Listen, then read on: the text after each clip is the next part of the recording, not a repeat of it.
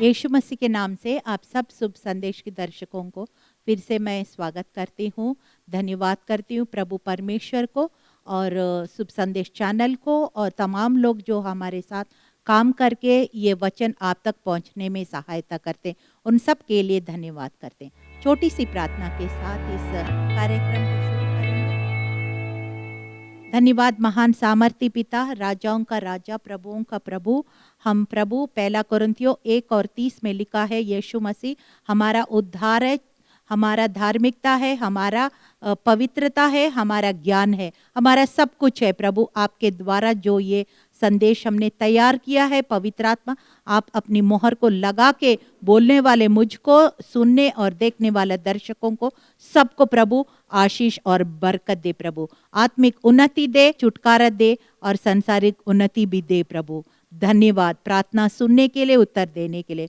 सारा आदर सारी महिमा आपको देते हैं। हम घटे आप बड़े, यीशु मसीह के जीवित और सामर्थी नाम से आमीन। आज जो विषय मैंने जो लिया है, ये जो पवित्र आत्मा ने ये 2021 में लगातार शुरू से ये कंफर्म कर रहे हैं।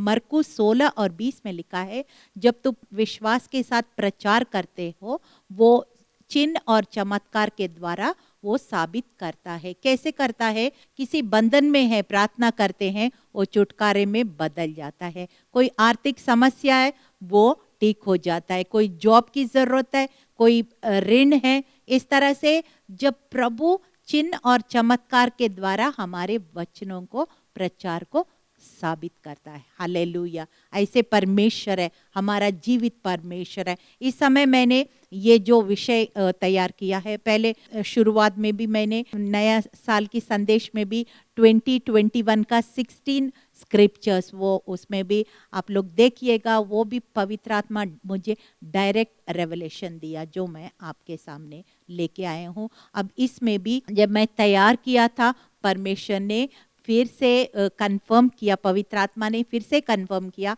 जैसे आज का विषय जो मैंने तैयार किया है, ये है क्रॉसिंग ओवर जॉर्डन, यरदन नदी का पार, उस पार होना। हालेलुया।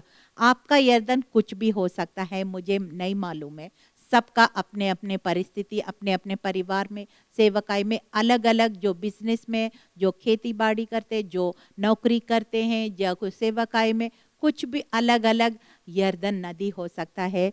लेकिन आज मैं ये कहना चाहती हूँ, जो यहोशुआ और वो सारे यहोशू और जो सारे 6.5 मिलियन, मतलब 6.5 मिलियन इजरायलियों के बीच में जो काम किया, वो आज आपके दिन में भी वो जरूर करेंगे। हालेलुया।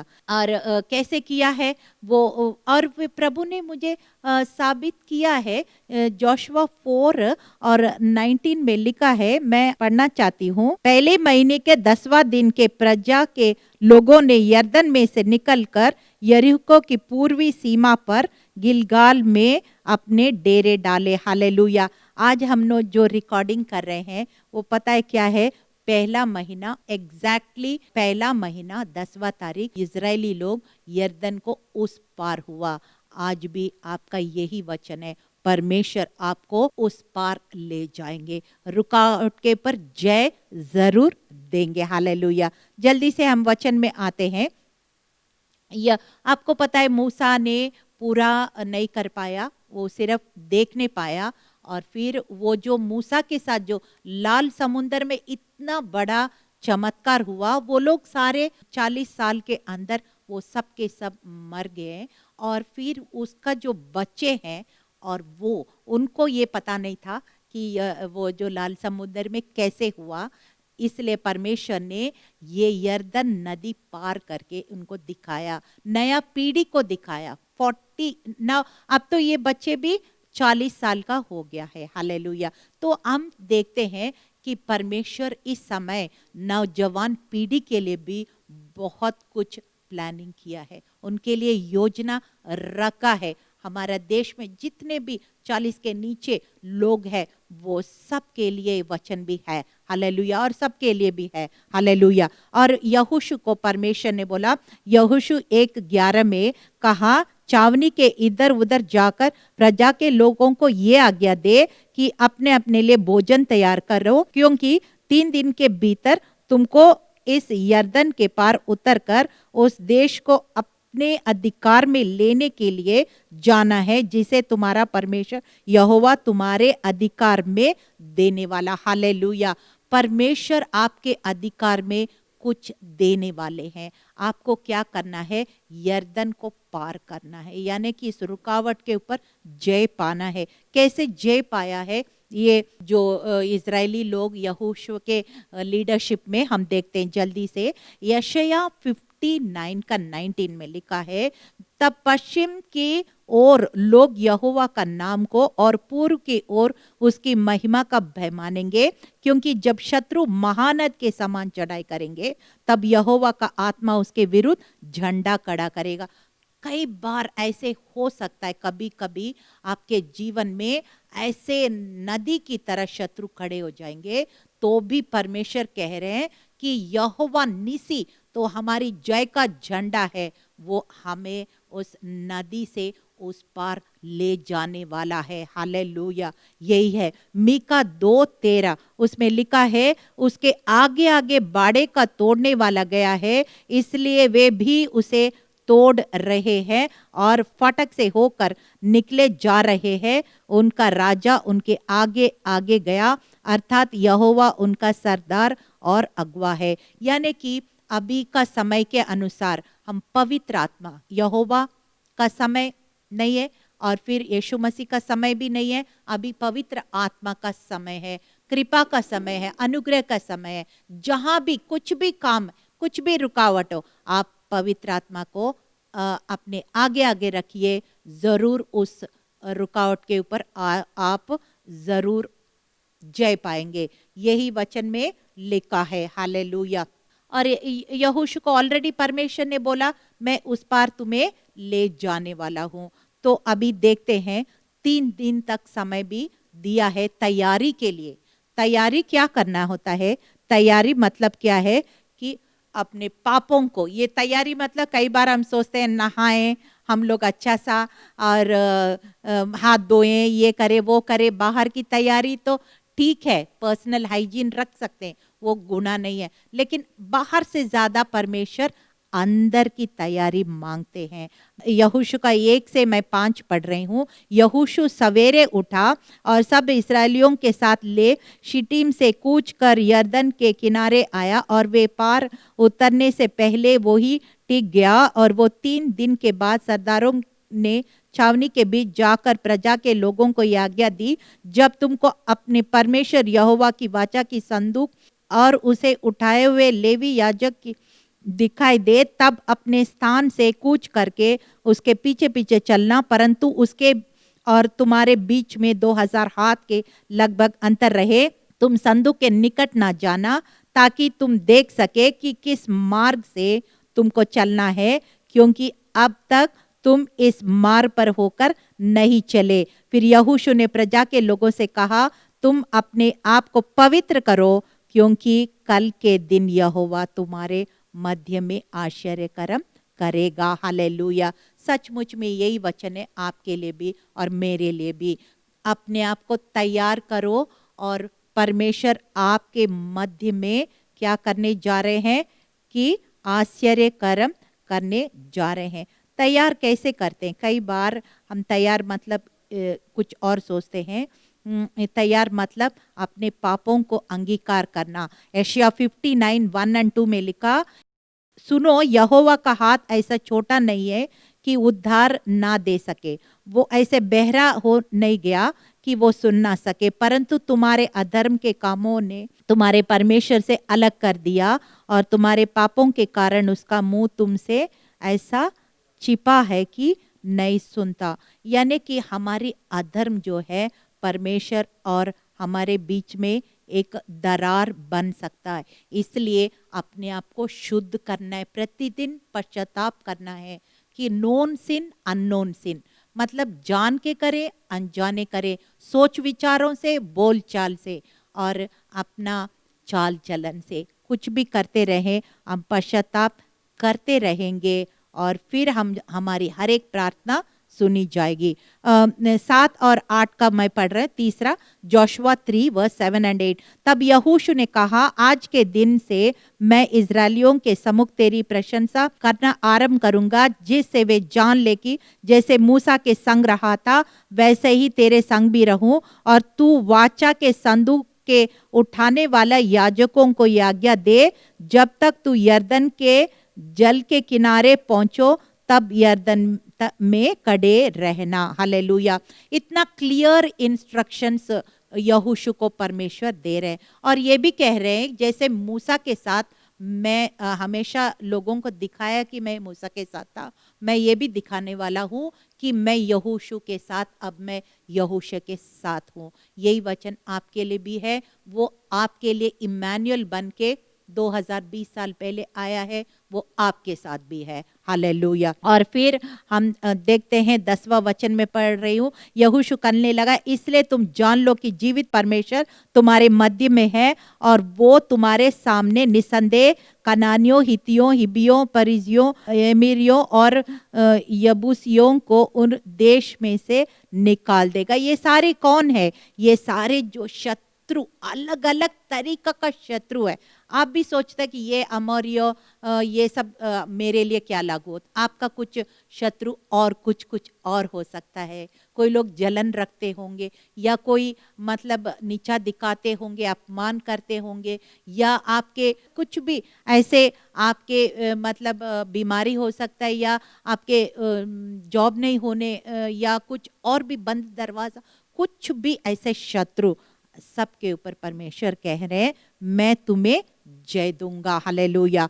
और 13 से 17 पढ़ रहे हैं। और जिस समय पृथ्वी भर के प्रभु यहोवा के वाचा के संदूक उठाने वाले याजकों के पांव यरदन के जल में पड़ेंगे, उस समय यरदन का ऊपर से बहता हुआ जल थम जाएगा और डेर होकर ठहरे रहेगा। इसलिए जब प्रजा के लोग अपने डेरों से यरदन पार जाने को कुछ किया, याजक वाचा का संदूक उठाए हुए प्रजा के आगे आगे चलेंगे और संदूक के उठाने वाला यरदन पर पहुंचे और संदूक के उठाने वाला याजक के पांव यरदन के तट के जल में पड़े।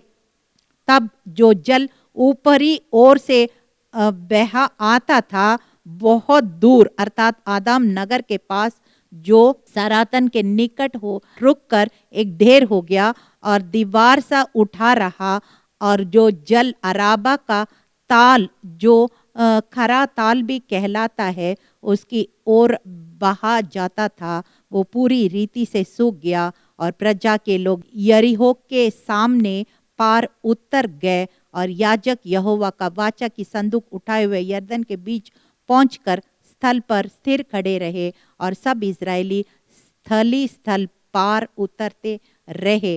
अंत में उस सारी जाति के लोग यरदन पार हो गया। हालेलुया।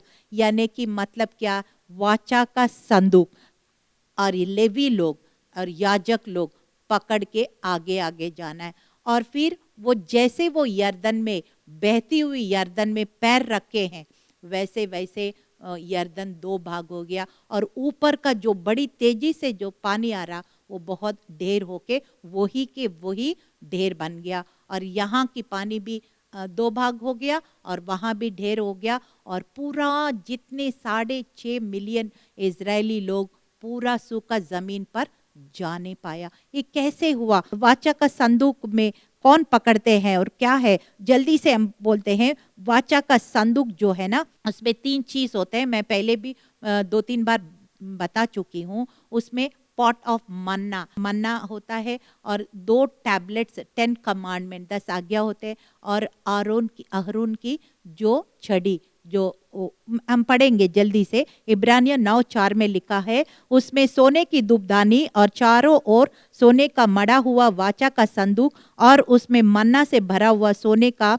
मर्तबान और हारून की छड़ी जिसमें फूल आ गए थे और वाचा की पटिया थी। हालेलुया। इस तरह से वो वाचा का संदूक परमेश्वर की उपस्थिति को दिखाता है और जहां जहां वो वाचा का संदूक जाता था वैसे ही हमें रास्ता परमेश्वर दिखाते रहेंगे, आदेश देंगे, यहाँ रुक जाओ, यहाँ आगे बढ़ो, ऐसे करो, लेफ्ट जाओ, राइट जाओ। ये सारे मार्गदर्शन परमेश्वर इजरायलियों को ये वाचा के संदूक के द्वारा ही कर रहे थे। आज हमारे लिए वाचा का संदूक क्या, और ये रेवलेशन 11:19 में भी लिखा है कि जब हम स्वर्ग जाएंगे वहां भी वाचा का संदूक खुल जाएगा। ये मैं एक वचन पढ़ रही हूँ, रेवलेशन 11:19। और परमेश्वर का मंदिर स्वर्ग में है, वो खोला गया और उसके मंदिर में से उसकी वाचा का संदूक दिखाई दिया। बिजलियां, शब्द, गर्जन और भूकंप हुए और बड़े ओले पड़े हैं। हालेलुया।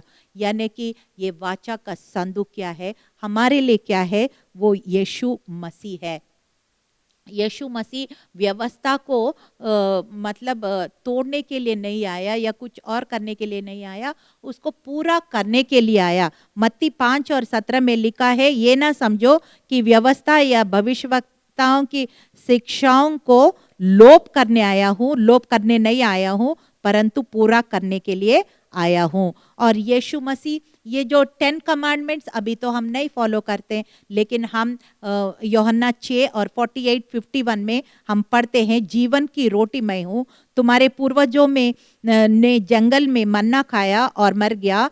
ये रोटी है जो स्वर्ग से उतरती है, मनुष्य उसमें खाए और ना मरे। जीवन की रोटी जो स्वर्ग से उतरी वो मैं हूँ। यदि कोई इस रोटी में से खाए सर्वदा जीवित रहेगा, और जो रोटी मैं जगत के जीवन के लिए दूंगा वो मेरा मांस है। वो कौन कह रहे हैं? यीशु मसीह स्वयं कह रहे हैं। वो जो मन्ना कई लोग खा के भी वो मर गया, लेकिन मैं जीवन का रोटी हूँ, और इस रोटी से जो खाएंगे वो कभी नहीं मरेंगे। वो मरेंगे तो भी दुनिया के मतलब शरीर में, फिर वो अनंत काल के जी उठेंगे। हालेलुया। ये यीशु मसीह स्वयं कह रहे हैं, यूहन्ना 6:48-50।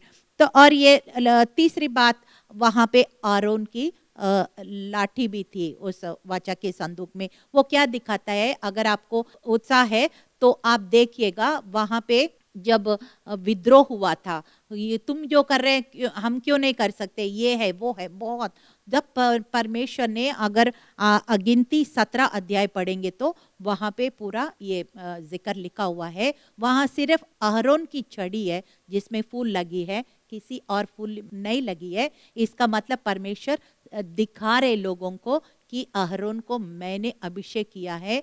ये ऐसे करके मैं पढ़ रही हूँ, गिनती 17:8। दूसरा दिन मूसा साक्षी पत्र के तंबू में गया तो क्या देखा कि हारून की छड़ी में जो लेवी के घराने के लिए थी, उसमें कलियां फूट निकली, उसमें कलियां लगी और फूल भी फूले और पके बादाम भी लगे हैं। हालेलुया। इस तरह से परमेश्वर ने साबित किया कि अहरोन को परमेश्वर ने याजक बनाया। हालेलुया।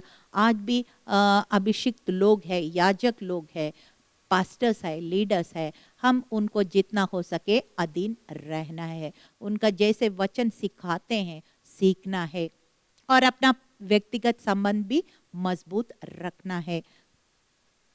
और फिर पवित्र कैसे करते हैं? यूहन्ना 17:17 में लिखा, सत्य के द्वारा उन्हें पवित्र कर, तेरा वचन सत्य है। जैसे तूने जगत में मुझे भेजा वैसे ही मैंने उन्हें जगत में भेजा, और उनके लिए अपने आप को पवित्र करना, ताकि वे भी सत्य के द्वारा पवित्र किया जाए। और पहला थिस्सलुनीका 5:23 में लिखा, शांति का परमेश्वर आप ही तुम्हारे पूरी रीति से पवित्र करे, तुम्हारी आत्मा, प्राण और देह हमारे प्रभु यीशु मसीह के आने तक पूरे और निर्दोष सुरक्षित रहे। हालेलुया।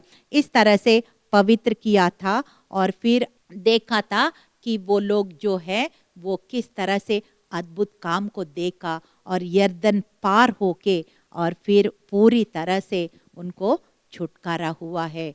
और फिर इसी तरह से आपके जीवन में भी परमेश्वर छुटकारा करेंगे, जरूर करेंगे। हालेलुया। यहोशू 4:3 पढ़ रही हूँ, तुम यर्दन के बीच में जहाँ याजकों ने पांव धरे थे वहां से 12 पत्थर उठाकर अपने साथ पार ले चलो, और जहां आज की रात पड़ाव होगा वही उनको रख देना। 8वां और 9वां पढ़ रही हूँ।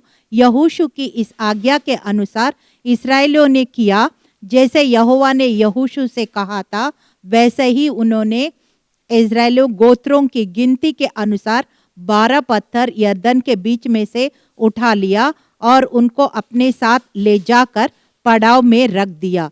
और यरदन के बीच जहां याजक वाचा के संदूक को उठाए हुए अपने पांव धरे थे, वहां यहोशू ने 12 पत्थर खड़ा कराया। वे आज तक भी वही पाया जाता है। हालेलुया।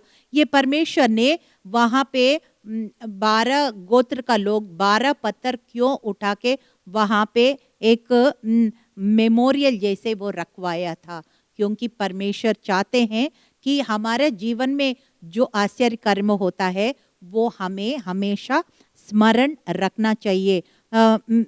जैसे भजन संहिता 103 और 1 से मैं 5 पढ़ रही हूँ। हे मेरे मन यहोवा को धन्य कहो, जो कुछ मुझ में है उसके पवित्र नाम को धन्य कहो। हे मेरे मन यहोवा को धन्य कहो और उनके किसी उपकार को ना भूलना। वही तो तेरे अधर्मों को क्षमा करता है, तेरे सारे रोगों को चंगा करता है। वही तो तेरे प्राण को नाश होने से बचा लेता है, तेरे सिर पर करुणा और दया की मुकुट बांधता है। वो तेरी लालसाओं को उत्तम पदार्थों से तृप्त करता है, जिसे तेरी जवानी उकाब के समान नई हो जाती है। यानी कि मतलब परमेश्वर ने यहोशू को यही सिखाया कि वहां से 12 पत्थर रख के वहां पे एक स्मरण के लिए रखो। हमारा जीवन में जो अद्भुत काम परमेश्वर करते हैं, हमको स्मरण करना जरूरी है। यानी कि स्मरण कैसे करते हैं? गवाही देते समय स्मरण कर सकते हैं। किसी को जैसे प्रकाशित वाक्य 12 और 11 में लिखा है, तू बरे के लहू के द्वारा, अपनी मुंह के गवाही के द्वारा शैतान को तू हरा सकता है। यहाँ भी जहां मौका मिले हमको गवाही देना है, और जहां मौका मिले हमारे बच्चों को छोटे उम्र से ही वो कहानियों के रूप में, बेड टाइम स्टोरीज के रूप में, या परमेश्वर की आश्चर्य कर्म का कामों को, कैसे यीशु मसीह ने अद्भुत काम किया है, यहोशू ने कैसे यरदन पार किया है, ये सारे चीज को उनको स्मरण करा। अपने आप को भी स्मरण कराना है, हमें औरों को भी स्मरण में लाना है। इसलिए वचन में लिखा है, उनको उपकार को नहीं भूलना। बार बार ये इजरायली लोग यही गलती करते थे। इतना बड़ा चमत्कार देख के थोड़ी देर के बाद छोटी छोटी बातों को वो भूल जाते थे। भूलना परमेश्वर की ओर से नहीं है। मैं कई बार देखती हूँ, नौकरी नौकरी नौकरी नौकरी नौकरी मिल गया, फिर बोलते हैं अब टाइम नहीं है, और धीरे धीरे क्या है, नौकरी किसने दिया उनको भूल जाते हैं। बच्चा बच्चा बच्चा बच्चा बच्चा, और जब बच्चा हो गया और फिर बच्चा को देखने में लगे रहते हैं, और किसने वो बच्चा को दिया वो भूल जाते हैं। और फिर इसी तरह से कैसे कमजोर थे, हालात में थे, कैसे कॉन्फिडेंस कैसे लो हो गया, बिल्कुल कोई आशा नहीं था।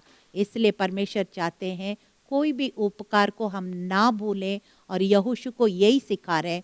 एक स्मरण के लिए 12 गोत्रों के लोगों से 12 पत्थर लाके यहाँ पे एक मेमोरियल बनाओ। जब लोग आ रहे जा रहे पूछेंगे यहाँ पत्थर क्यों है, तब वहाँ पे बताएंगे किस तरह से इतना बड़ा यरदन नदी, जितना स्वोलन रिवर इतना तेजी से बह रहा था, इतने लाखों लोगों के इस पार से उस पार कैसे परमेश्वर ने पार कराया, वो याद दिलाता है। आज भी आप सोच रहे हैं ये मेरे से पार नहीं होगा, ये दुख मेरे से पार नहीं होगा, ऐसे सोच रहे होंगे। जो यहोशू को और इजरायलियों को जो यरदन पार कराया, जो वही परमेश्वर आपके साथ में है, इम्मानुएल है, और यीशु मसीह हमारे साथ में है, पवित्र आत्मा हमारे साथ में है, और इस दुख की घड़ियों से आपको पार जरूर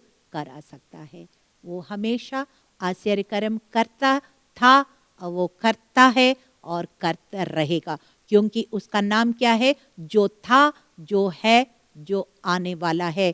the God who was, is and the God who is going to come. Hallelujah. इसलिए हम विश्वास को थामे रहे और यहोशू की तरह आज्ञा को पालन करें और फिर उनके दिशा निर्देश को ग्रहण करें।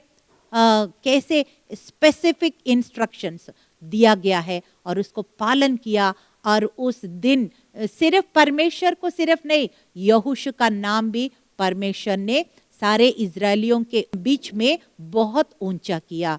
आज भी आप परमेश्वर को ऊंचा करेंगे, परमेश्वर आपको भी और लोग के सामने ऊंचा जरूर करेंगे। हालेलुया। ये सच्चा परमेश्वर है और जीवित परमेश्वर है। उनकी वचन सच्चा है, वो हमेशा एक जैसा है, वो पक्षपात नहीं करता है।